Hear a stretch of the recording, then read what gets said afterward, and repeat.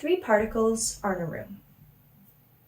They're bosons, elementary particles that carry forces.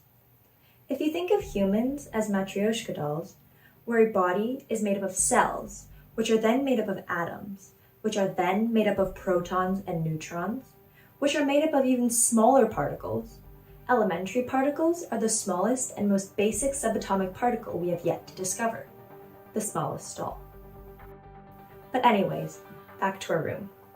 These bosons have names: a photon, a W boson, and a Z boson. They carry forces. The photon carries the electromagnetic force, while the W and Z bosons together mediate the weak force. Imagine them as superheroes, responsible for different superpowers that hold the world together.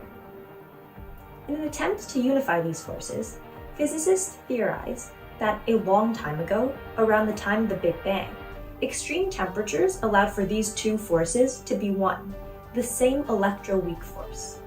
But in order to stay mathematically consistent, these theories called for force-carrying bosons to be massless. Now, that's a bit of a problem. Because while the photon is indeed massless, the W boson and the Z boson have mass nearly 100 times that of a proton, mass they need to carry out the weak force. But where does this mass come from? The answer to that is the Higgs field. The Higgs field is everywhere. It's a force field that permeates the entire universe and contributes to the mass of particles. We just can't see it. When a particle passes through the Higgs field, it notices the field. The more it notices the field, the more it's affected by it, and the more mass it has.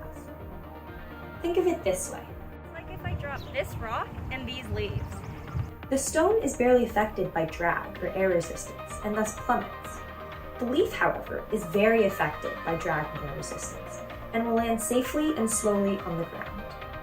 Imagine the space between the drop height and the ground is the Higgs field, and the stone is the photon. It's barely affected by the field and passes through it very quickly, thus has no mass.